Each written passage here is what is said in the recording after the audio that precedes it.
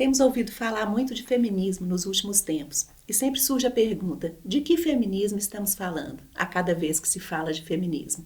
Então eu vou apresentar aqui uma posição pessoal em relação a isso, mas que reflete outras vozes também. Tem alguma coisa que é comum a todos os feminismos e que tem a ver com o nome dessa série de vídeos que temos gravado aqui na FAGE, Nós Humanos. O feminismo diz respeito, antes de tudo, à reivindicação de que mulheres sejam consideradas seres humanos, o que pareceria óbvio, mas infelizmente não é. Essa reivindicação aponta para o fato de que muitas vezes nós, mulheres, não nos percebemos plenamente como humanos. Poderíamos nomear esse vídeo de hoje como Nós Humanas. Falo aqui a partir de uma reflexão filosófica, de um ponto de vista filosófico. Eu penso que então se deve pensar no feminismo como uma forma de filosofia política. Isso quer dizer que se precisamos lutar para sermos percebidas como humanas, é porque nossa humanidade foi ou tem sido roubada, tomada.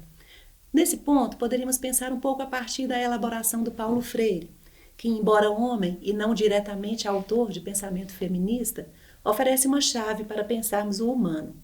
A vocação humana é a da liberdade, mas as relações que estabelecemos entre nós fazem com que repetidamente se dê a perda da liberdade e, consequentemente, da humanidade.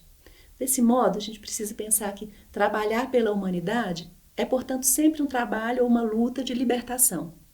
Assim, eu posso dizer que o feminismo, a partir do qual eu penso e falo, é o que trabalha no sentido da libertação. Portanto, socialmente, se mulheres têm se percebido limitadas em seu desejo humano de ser sempre mais, ou seja, mais humanas, mais íntegras com a sua liberdade original, devem se pôr em luta de libertação, para que a sua própria humanidade seja sempre mais e mais realizada. Lutas de libertação são comuns a todas as pessoas humanas. O feminismo diz respeito às lutas especificamente femininas, porque ligadas a violações e restrições classicamente imputadas às mulheres. Mas a questão não é meramente prática. Ela diz respeito também aos afetos. O feminismo que me toca está ligado à percepção de que vivemos em uma sociedade misógina. A nossa sociedade é misógina. Isso é um fato com o qual a gente precisa, em um momento ou outro, lidar com ele.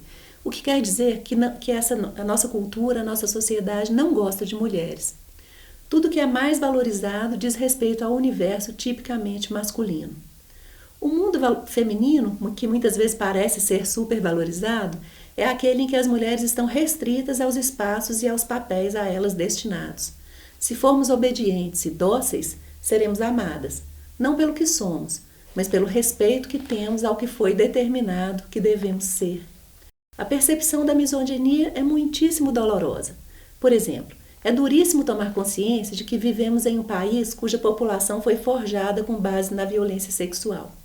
A tão propagada mestiçagem brasileira foi em grande parte feita à base da violência, melhor dizendo, do estupro. Com isso quero dizer que o feminismo é também um combate amoroso. Nos defendemos do desamor, continuamente. E um dos modos de fazer isso é criar laços de amor entre as mulheres, a tão falada sororidade. Para mudar um afeto culturalmente estabelecido, o desamor em relação às mulheres, é preciso que passo a passo instauremos novos modos de amor. Todos nós, não só entre mulheres, mas entre todos nós, humanos, afinal. Eu falo então a partir de um feminismo que é político, amoroso e não essencialista. Ser não essencialista é afirmar que não existem características ou forças que sejam por natureza femininas ou masculinas. O que há de essencial em nós é tão somente o que há em todos os seres humanos: potência criativa, não determinação anterior à vida em sociedade. Portanto, as forças aprisionantes ou desumanizadoras são construções humanas que podemos transformar. Graças a Deus. Entretanto, para isso é preciso antes descobrir-se na posição desumana. O feminismo deve ser também um exercício de conscientização permanente.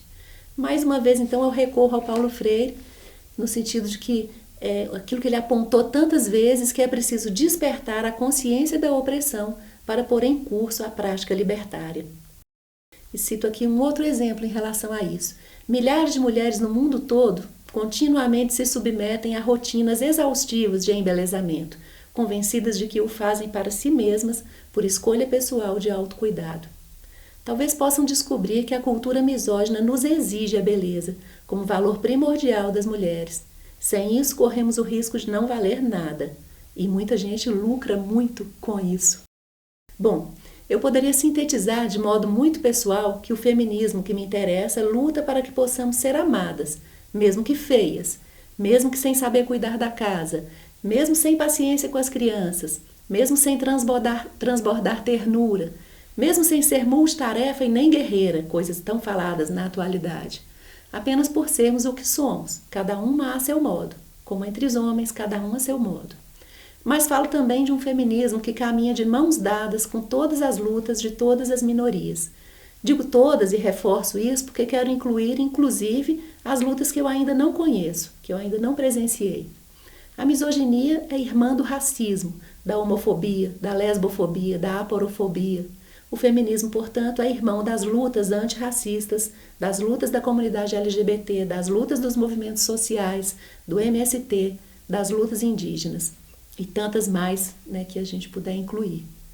Para concluir, então, eu cito autoras que têm me ajudado a pensar essas questões, desde as mais antigas, às que são ainda aqui contemporâneas, nós vivendo esse mundo, né, na atualidade.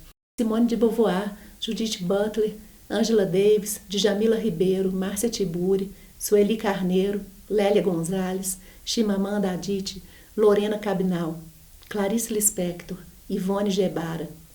Todas elas e muitas outras contribuem para uma transformação epistemológica, no sentido de que o conjunto de conhecimento humano reconhecido como relevante e necessário não seja excludente nem exclusivista, como tem sido até poucas décadas atrás. As chamadas novas epistemologias, femininas, negras, indígenas, queer, latino-americanas, africanas, asiáticas, muitas delas novas apenas pela sua aceitação, porque são na realidade ancestrais ou milenares, vem movimentando e transformando o que reconhecemos como saber científico e principalmente filosófico. E o que se espera é que essas mudanças epistemológicas gerem mudanças político-econômicas. E aí a gente recoloca aqui o pensamento feminista dentro da filosofia como um traço, né, um elemento da filosofia política que visa a transformação do nosso mundo.